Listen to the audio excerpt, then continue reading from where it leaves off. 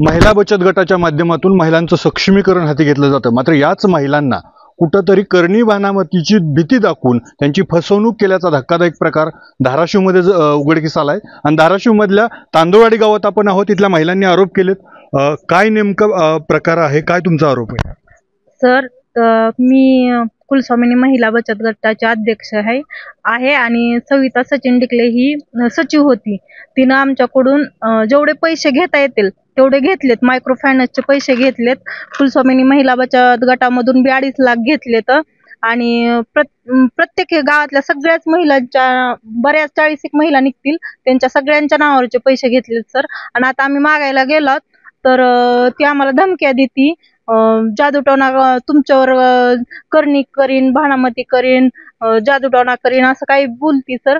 आणि पैसे तर दिनाच गेली, पण गावातले सगळं एवढं वातावरण करायचं सगळं भयभीत झाल्यात महिला, कारण आम्ही खेडेगावात राहतो, ग्रामीण भागातले आहेत आम्ही। आणि सगळेच म्हणजे ह्याच्यावर जास्त ग्रामीण भागात जास्तच विश्वास असते करणी भानामतीवर। त्याने तसं म्हणल्यानंतर तुमचा विश्वास का बसतो? काय घडलंय काय नेमकं? घडले म्हणजे सर, त्यांनी माझ्याच म्हणजे घराच्या पाठीमागल्या खिडकीतून लिंब राख टाकलेत सर।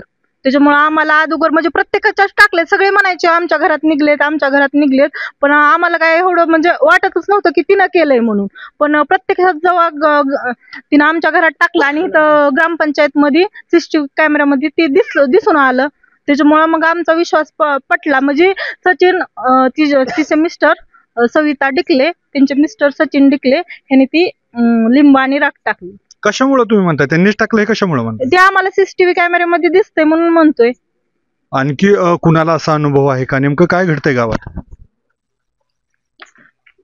सर, माझ्या घरात पण लिंब टाकलेले होते एकदा, पण म्हणजे मला त्याची खात्री नव्हती की तिनंच टाकलंय, म्हणजे माझा विश्वास पण नव्हता त्याच्यावर, म्हणून मी त्याच्यावर थोडं दुर्लक्ष केलं। दुर्लक्ष केल्यावर नंतर हे CCTV कॅमेरे चेक केल्यावर ह्यांच्या घरात प्रकार घडला, त्यावेळेसपासून आमच्या थोडं लक्षात यायलं।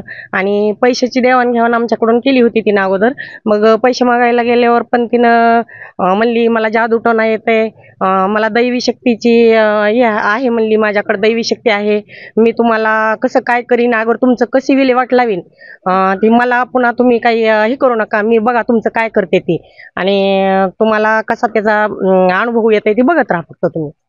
तुमच्या त्या ओळखीच्या होतात, वर्षानुवर्ष तुम्ही एकमेकाच्या संपर्कात आहेत, असं कशामुळे वाटलं की तुम्हाला हे करणी भानामतीचे करतायत, किंवा काय असं संशयास्पद काय आढळलं? संशयास्पदच आढळलं ना, मग इथं CCTV कॅमेऱ्यात ह्यांच्या घरात टाकलेलं दिसलं माझ्या मैत्रिणीच्या, आणि ते चेक केलं आम्ही, ते बघितलं, ते बघितल्यामुळं आम्हाला म्हणजे विश्वास बसला तिच्यावर, तिनंच केलंय म्हणून।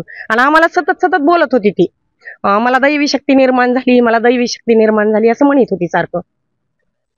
मला एक बोलायचंय सर, काय केलं तिनं म्हणजे तिचं खरं वाटावं म्हणून एकदा काय केलं, मी तिच्या घरी गेले होते आणि तिनं काय केलं, तिच्याकडे म्हणजे देवीची अशी येडाईची मूर्ती आहे आणि त्या मूर्तीच्या खाली 500 रुपये ठेवले ती, आणि ती दुसरी बाई आली, माझा तर विश्वास नाही पण गावातल्या बऱ्याच बायका आहेत की त्यांचा विश्वास आहे तसल्या गोष्टीवर, आणि तिनं माझ्या समोरच पटकरणी त्यातले 500 रुपये खाली पडले। मला माहिती की ही बनवायला लागली, पण त्या समोरच्या बाईला ती पूर्ण तिला मुलगा हवा होता, तिनं म्हणजे वेडातच होती की असल्या गोष्टीमुळे चुकून बघण्यामुळे ही मुलं होतील असं तिला वाटत होतं, आणि तिच्या समोर नेमकं तिचा विश्वास बसावा आणि तिच्याकून ती बघावं, तिनं चुकून ही बघावं म्हणून तिनं तिच्या समोरच 500 रुपये असे खाली पाडले। तुम्ही पण तक्रार घेऊन आलात, काय तुमची तक्रार आहे? तुमच्या बाबतीत काय घडले? सर, आमच्या बाबतीत सविता सचिन डिकले यांनी पाठीमाग आमची डेअरी आहे, मदर डेअरी, आणि तिथं तिनं लिंब कुठं काही असं अंगाराही टाकून दिला तिथं पाठीमाग भटीवर डेअरी पशी आमच्या, आणि माझ्या बी तोंडाला काहीतरी लावून माझं सोनं सगळंच काढून घेतलं तिनं, दिलं मी तिला काढून। आणखी काही महिला आहेत, तुमची काय तक्रार आहे, तुमचा काय अनुभव आहे? सर, आम्ही पैसे मागायला गेल्यानंतर आमच्या घरी आली परवा 3 दिवसापूर्वी, आणि म्हणली म्हणजे ह्याच्या अगोदर पण लिंब वगैरे ते म्हणजे आम्हाला दिसले होते, आणि आम्ही दुर्लक्ष केलं, आम्हाला वाटलं की असं टाकले असतील कुणी, आणि नंतर आम्ही इथं CCTV फुटेज चेक केल्यानंतर, इथं माहिती झाल्यानंतर आम्ही पण त्याच्यावर जरा थोडं लक्ष दिलं।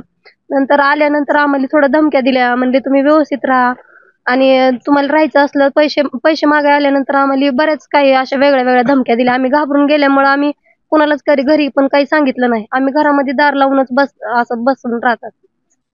अनिसमुळं हा प्रकार सगळा उजेडात आला. अनिसचे पदाधिकारी देखील आपल्यासोबत आहेत. सर, नेमकं काय घडलं होतं? तुमच्याकडे तक्रार काय आली आणि तुमच्या निदर्शनास काय आलं?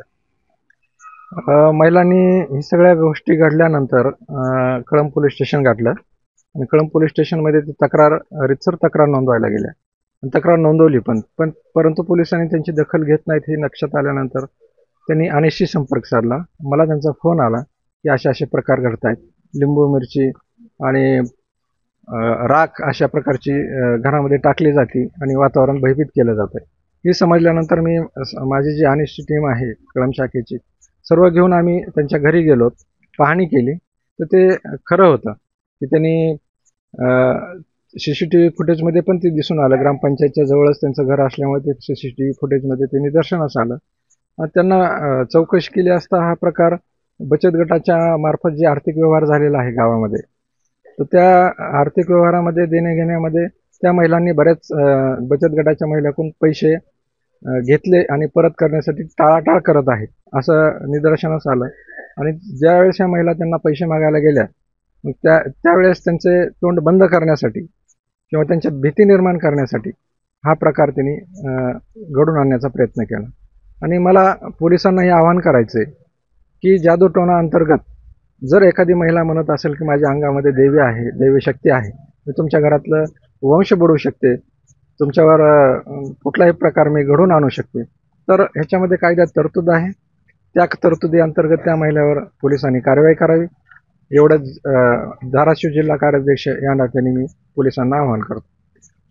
खरं तर बचत गट हे महिला सक्षमीकरणासाठी असतात, मात्र याच महिलांना अंधश्रद्धेच्या विळख्यात घालून त्यांची फसवणूक करण्याचा प्रकार कुठेतरी होताना दिसतोय. ते आरोप होत आहेत. प्रशासनाने याची गांभीर्यानं दखल घेण्याची गरज आहे. आप्पासाहेब शेळके, ABP माझा, धाराशिव. ABP माझा, उघडा डोळे बघा नीट.